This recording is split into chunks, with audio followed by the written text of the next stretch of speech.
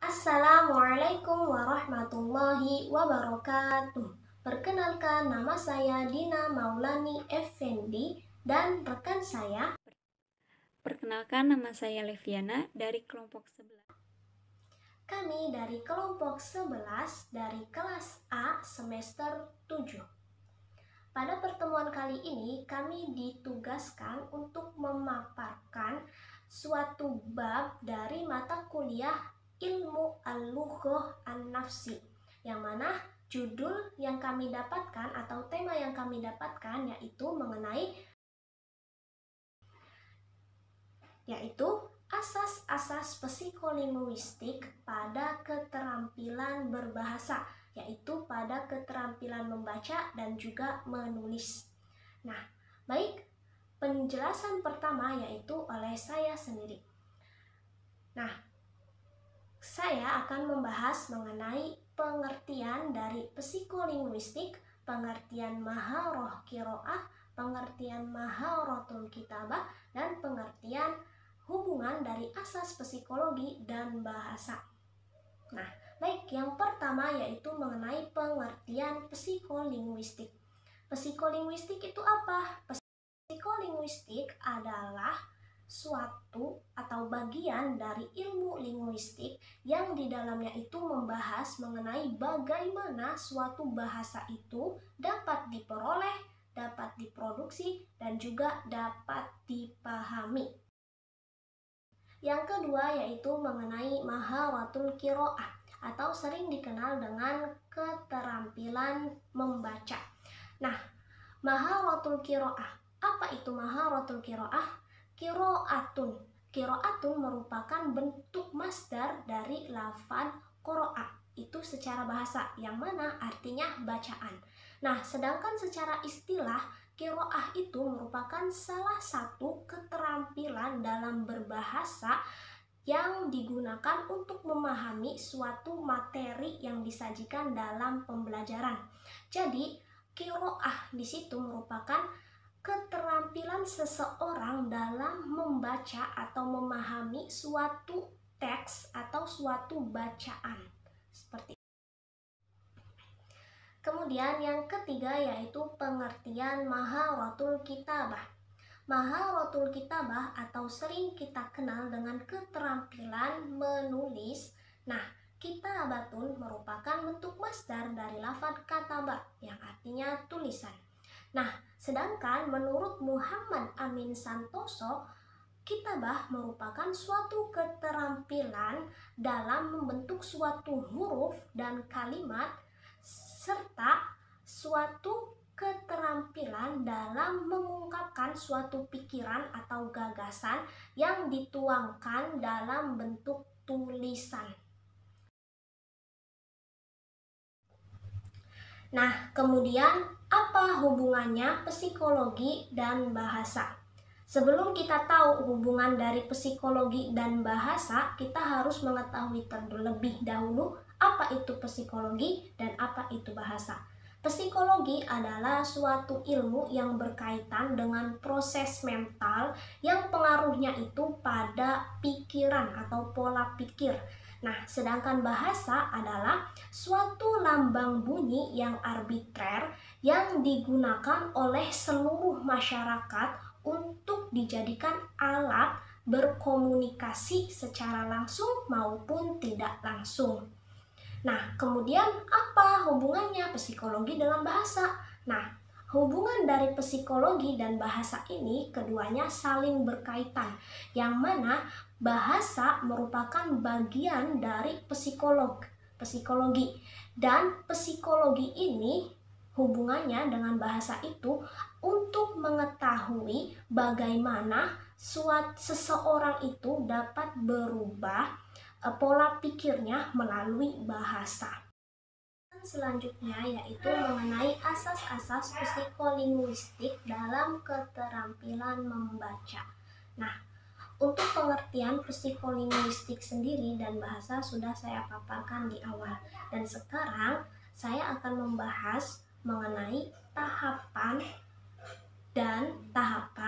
kemudian faktor yang mempengaruhi keterampilan membaca, dan juga yang ketiga yaitu mengenai cara pengajaran bahasa. Yang pertama yaitu tahapan dalam membaca. Nah, tahapan dalam membaca ini secara ilmu bahasa, tahapan yang harus dilalui yaitu ada 4 tahapan, yaitu istima' atau mendengarkan, kalam atau berbicara, qiraah atau membaca, dan kitabah atau menulis. Pada umumnya ada 4 keterampilan berbahasa yang harus dikuasai oleh setiap orang. Itu umumnya. Namun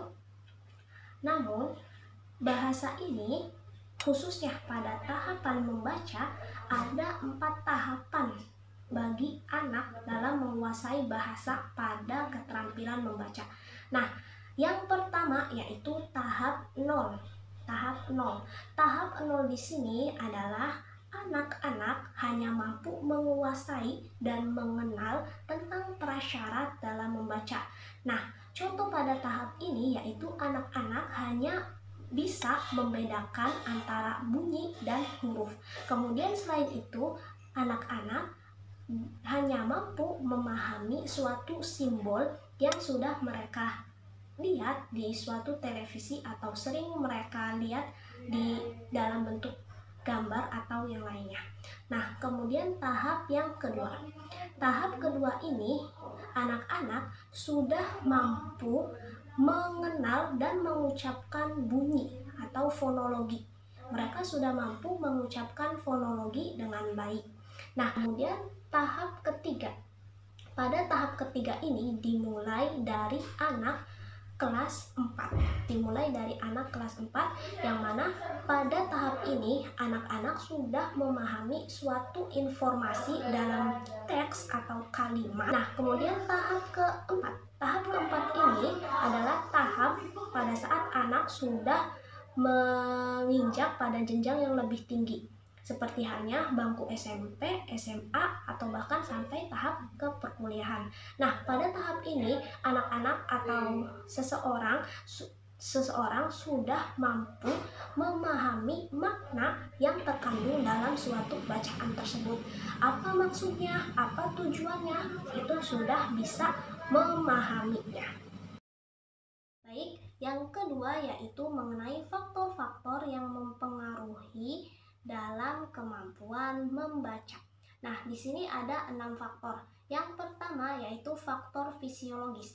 Faktor fisiologis adalah faktor yang berhubungan dengan kesehatan fisik atau kemampuan emosional anak dalam membaca. Nah, kemudian kesehatan fisik atau fisiologis ini merupakan faktor yang paling utama dalam kesuksesan anak terhadap membaca. Karena apabila fisiknya kurang sehat kemudian lemas, maka tidak ada semangat bagi anak untuk belajar, khususnya membaca. Nah, kemudian selain itu, pada faktor fisiologis ini berhubungan dengan alat bicara, alat pendengar, kemudian alat penglihatan. Nah, apabila alat-alat tersebut tidak berfungsi pada diri anak, maka akan mempengaruhi anak untuk malas dalam membaca. Seperti itu. Dan yang kedua yaitu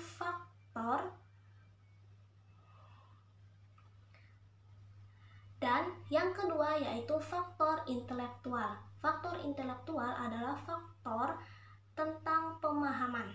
Jadi, apabila anak tersebut mempunyai intelektual yang tinggi, maka kemungkinan besar anak tersebut juga akan memahami suatu teks bacaan.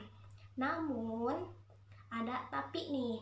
Tapi bukan berarti anak yang mempunyai intelektual yang tinggi itu memang lancar atau mampu dalam membaca, tapi harus mempunyai niat dan rasa ingin tahu terhadap suatu bacaan tersebut, maka intelektualnya akan berjalan. Nah, kemudian faktor yang ketiga yaitu faktor lingkungan. Nah, faktor lingkungan di sini yaitu bagaimana pergaulan anak terhadap lingkungannya dan juga faktor dari keluarganya. Nah, apabila faktor dari lingkungan sekitar seperti halnya teman bermainnya juga mampu atau mempunyai kemampuan dalam membaca atau pembelajaran atau bermainnya dengan hal-hal yang bagus gitu, nanti akan mempengaruhi anak untuk bisa membaca. Kemudian selain itu juga faktor dari keluarganya. Apabila faktor dari lingkungan keluarganya mendukung, maka anak juga akan termotivasi seperti itu. Nah, kemudian faktor yang keempat yaitu faktor psikologis. Nah, kemudian yang keempat yaitu faktor psikologis. Faktor psikologis ini berhubungan dengan motivasi dari anak, baik itu motivasi anak untuk membaca, baik itu dari lingkungan sekolah ataupun dunia luar. Nah, kemudian dari minat anaknya sendiri, bahwa saya tuh ingin belajar membaca gitu, belajar membaca khususnya pada pembelajaran bahasa Arab. Saya tuh ingin gitu, dari yang paling utama yaitu dari minat anaknya, emosi anaknya buat pengen seperti itu. Nah, kemudian yang kelima, faktor yang kelima yaitu kemampuan berbahasa. Nah, ada beberapa anak yang memang mempunyai kemampuan berbahasa khususnya pada pembelajaran bahasa Arab. Nah, di situ mereka akan termotivasi atau ingin terus lebih jauh dari yang lain kayak gitu. Nah, namun ada juga anak yang tidak mempunyai kemampuan dalam berbahasa. Nah, apa sih penyebabnya? Penyebabnya yaitu kurangnya pembendaharaan kosakata yang dimiliki. Seperti itu. Jadi anak kurang mampu atau kurang memahami suatu bacaannya sehingga malah menjadi malas. Nah, kemudian yang keenam yaitu disleksia. Nah, disleksia itu merupakan yang keenam yaitu disleksia. Disleksia adalah suatu kesulitan dalam membaca atau mengeja. Nah, kemudian yang ketiga yaitu cara pengajaran dalam keterampilan membaca. Nah, cara pengajaran dalam keterampilan membaca ini terdapat dua pendekatan atau dua proses. Yang pertama atau pendekatan pertama yaitu melalui proses dari bawah ke atas. Dan yang kedua yaitu proses dari atas ke bawah. Baik, yang pertama yaitu proses dari bawah ke atas. Apa sih maksud dari pendekatan melalui proses dari bawah ke atas? Maksudnya yaitu cara pengajaran membaca yang dilakukan dari tahap yang rendah sampai tahap yang lumayan rumit atau sulit.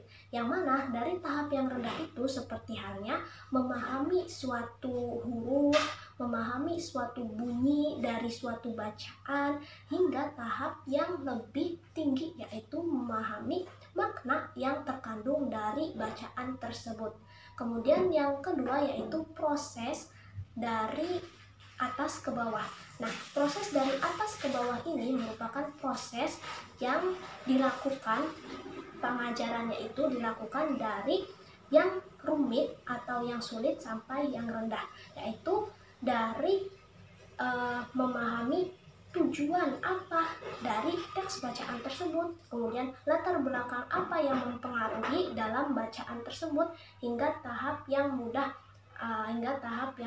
yaitu kembali kepada ide-ide atau ide-ide pokok dalam bacaan tersebut. Seperti itu. Kemudian tahap perkembangan menulis anak. Menurut Buncil menyebutkan bahwa tahapan-tahapan menulis anak itu ada 8 tahap. Nah, kita uraikan satu persatu. Tahap pertama yaitu coretan-coretan acak. Nah, mulai dari membuat coretan, random scribbling, coretan awal, coretan acak.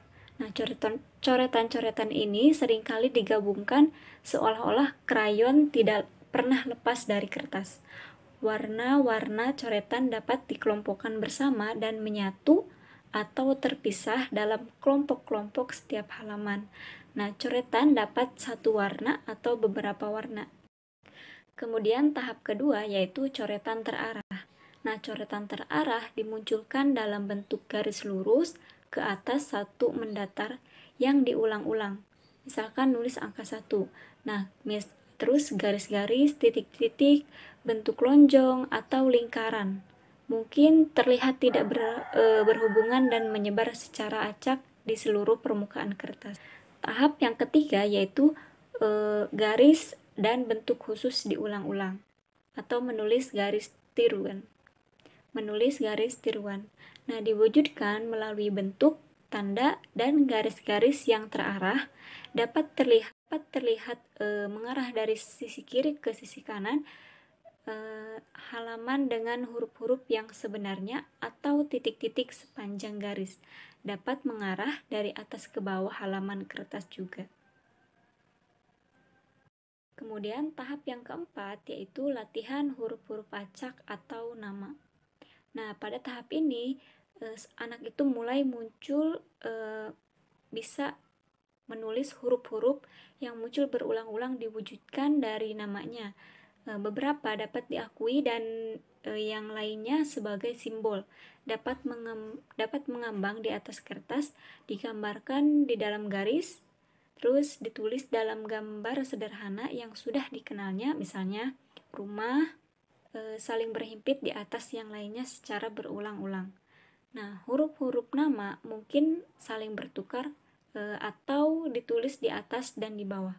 Latihan nama dapat menggunakan huruf besar atau yang lainnya, misalkan huruf besar dan huruf kecil. Contoh-contoh yang abstrak atau yang benar juga. Kemudian tahap kelima yaitu seorang anak dapat menulis nama. Nah, nama mungkin yang pertama, terakhir, atau gabungan, dan tulisan dapat muncul berulang-ulang dalam berbagai warna alat-alat tulis. Misalnya spidol, krayon, pensil, atau pulpen. Nah, nama anak itu dapat menulis nama di depan atau sebagai cerminan pikiran di dalam otak dengan latar belakang atau bayangan berwarna. Nama dapat ditulis di atas kertas dengan gambar di bawah. Rangkaian angka-angka dan abjad dapat dimasukkan. Nah, kemudian tahap keenam yaitu mencontoh kata-kata di lingkungan. Nah, menulis kata-kata dari lingkungan secara acak dan diulang-ulang dalam berbagai ukuran, orientasi, dan warna, termasuk nama anggota keluarga lainnya. Nah, ya. Terus tahap yang ketujuh yaitu menemukan ejaan. Nah, usaha pertama untuk memeriksa dan mengeja kata-kata dengan menghubungkan huruf yang bermacam-macam untuk mewujudkan suatu kata seperti yang digambarkan berikut. Misalkan huruf konsonan awal yaitu huruf D, mewakili dinosaurus. Kemudian huruf konsonan awal dan akhir DS itu mewakilkan dinosaurus. Kemudian yang ketiga, huruf konsonan tengah DNS mewakili dinosaurus dan awal tengah akhir konsonan dan huruf hidup dituliskan pada tempat. Kemudian tahap ke-8 yaitu ejaan umum. Nah, usaha-usaha mandiri untuk memisahkan huruf dan mencatatnya dengan benar menjadi kata yang lengkap. Nah, di sini pada saat kemudian kesulitan menulis atau yang disebut dengan disgrafia. Nah, gangguan disgrafia mengacu kepada anak yang mengalami hambatan dalam menulis. Meskipun intelijensinya normal, bahkan ada yang di atas rata-rata, dan dia tidak mengalami gangguan dalam motorik maupun visual.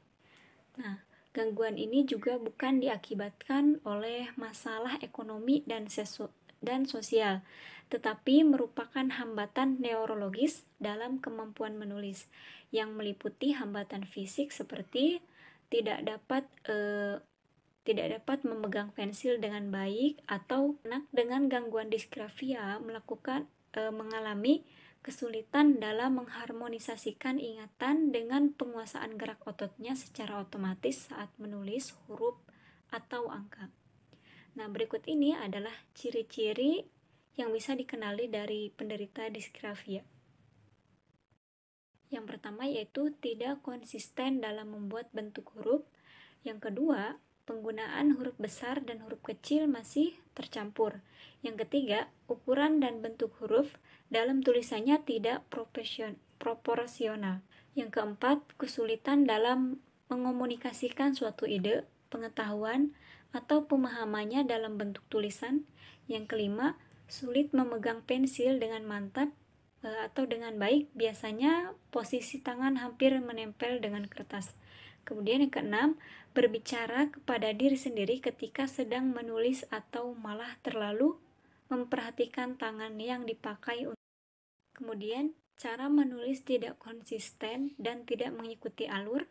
Yang terakhir yaitu, walaupun hanya diminta untuk menyalin kata atau kalimat atau contoh tulisan, anak tetap mengalami kesulitan. Itu merupakan salah satu ciri dari kesulitan menulis atau yang disebut dengan disgrafia. Nah, bagaimana sih penanganan disgrafia itu? Nah, dari 8 ciri disgrafia yang bisa dikenali, para psikolog sudah menguraikan beberapa tahapan penanggulangan yang baik dilakukan.